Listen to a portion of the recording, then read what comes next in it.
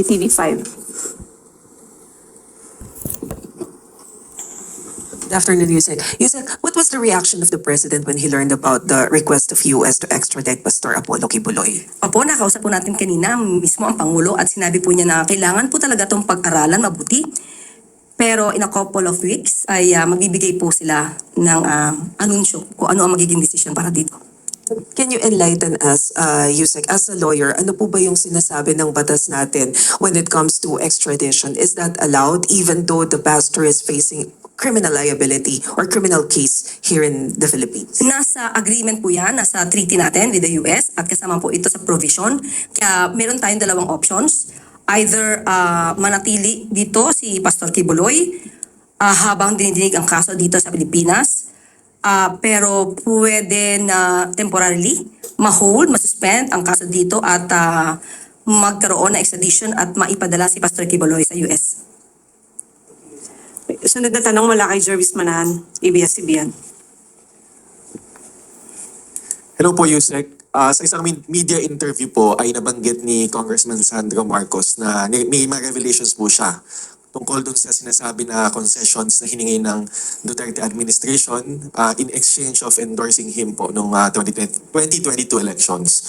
May further details po ba tayo dito kung ano po yung sino po yung mga nasa likod at ano pa po yung mga hiningi? Actually, tinanong ko rin mismo si Pangulo kanina. At ang sabi lamang sa akin ay he has raised his kids well and his son, Kong Sandro, will not lie. Yun lang po ang binigay na mensahe ng Pangulo. Meron po kasi nabanggit si Congressman Sandro na may 3 tao daw po na humarap. Isa daw po doon ay nakaupo po sa gobyerno ngayon. Nabanggit po kayo na Pangulo kung sino po sila? Kahit siguro mabanggit, since ang sinabi naman po ni Congressman Sandro Marcos ay hindi na po niya babanggitin ang mga identity nito, igagalang po natin na manatiling kung ano na lang po niya sinabi ni Congressman Sandro.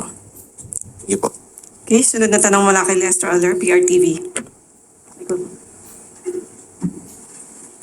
Magandang tanghali po, Yusek. So yung question ko po is related pa rin po dun sa media interview ni Congressman Sandro Marcos. So sinabi niya rin po dun sa media interview na he kind of saw this coming po yung pagkakawatak ng unit team, not just because of one person but because po doon sa sinasabi niya po na power struggle o yung labanan para sa kapangyarihan doon po sa likod ng unit team. Ano po yung comment po ng Palas po o ni Pangulo po doon? Sa ating palagay, nakita mismo ni Congressman Sandro Marcos ang sitwasyon kung bakit niya yan nasabi. At makikita rin naman kung inyong i-connect sa lahat ng mga sinabi ng Vice Presidente. Nakikita nyo kung ano ba yung mga demands na maaaring hindi napagbigyan ng Pangulo dahil hindi ito makakaganda sa first, pondo ng bayan, interes ng bayan, kaya hindi napagbigyan siguro ang ibang mga makakahilingan. Kaya sinasabi na may power struggle dahil may mga grupo na gusto manatili sa posisyon at hawakan at kontrolin ang Pangulo. At hindi yun pinayagan ni Pangulo Marcos Jr. Sunod na tanong mula kay Alan Limos, The Manila Times. Good afternoon po, Yusek. Now, in an interview last week po, Vice President Sara Duterte said that without the list of the pro-China officials nga po, even President Marcos could be implicated din as a suspect nga po, saying kahit ang presidente natin kasali sa suspect doon kasi walang pangalan, walang listahan ng pangalan. Your reaction po? Ako natawa. Di ko alam kung natatawa kayo. For me, nakakatawa kasi yung kanyang mga sinasabi. Unang-una, nakita po natin kung paano ipaglaban ng Pangulo ang interes ng bansang Pilipinas at interes ng ating mga kababayan. Marami na ang humanga at ipinakita na sang-ayon sila kung ano ang stance ng Pangulo patungkol sa ating soberanya. Kung paano natin ipaglalaban o proteksyonan especially ang ating karapatan sa West Philippine Sea. Ang ay wala namang binanggit si Secretary Gibo kung sino yung mga opisyal na kung kayo ay hindi sang-ayon sa interes na Pilipinas patungkol sa West Philippine Sea, ay kayo mag-resign. Hindi natin alam bakit silang dalawa lamang na magkapatid ang umalma. Minsan kasi pagka ikaw ay natutumbok, kahit hindi ka pinangangalanan, most probably ikaw ay nagre-react. Thank you. Okay, wala nang tanong mula sa MPs. Ivan Mayrian, GMA 7. May pahabol lang po ako tungkol sa extradition ni Pastor Kibuloy. You mentioned two options, two scenarios. Ultimately, sino ko magde-decide ito and where's the President keen on going?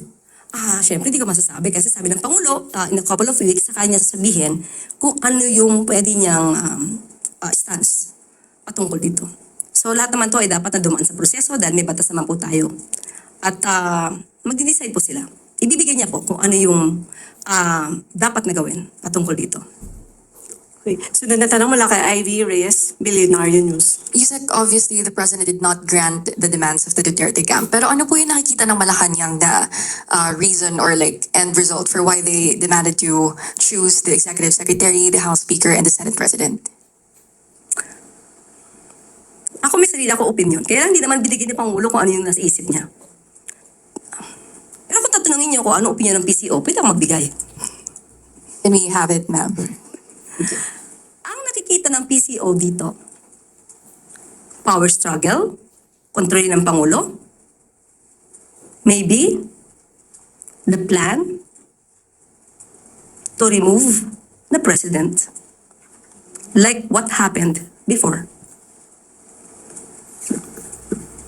That's the opinion of PCO, not the President's. Okay, wala nang tanong mula sa MPs. Balik na sa iyo, si Claire. Okay, thank you, salamat. Alinsunod sa kautusan ni Pangulong Ferdinand R. Marcos Jr., nakabantay na rin ngayon ang Department of Health sa iba't ibang lugar upang mabantayan ang kalusugan ng mga residenteng apektado ng sama ng panahon. Sa utos ng Pangulo, pinagana ng DOH ang kanilang leptospirosis at dengue fast lanes sa lahat ng kanilang hospitals at bukas centers. Binigyan diin ng Pangulo na dapat handa ang mga ospital sakaling tumaas ang kaso ng leptospirosis at dengue sa mga apektadong lugar. Nakahanda rin ang mga gamot na pwedeng ibigay sa mga lokal na pamahalaan at dapat siguruhing handa ang Health Emergency Response team para umikot sa mga evacuation centers upang magampanan ang maagapan ang pagkakasakit ng mga evacuees.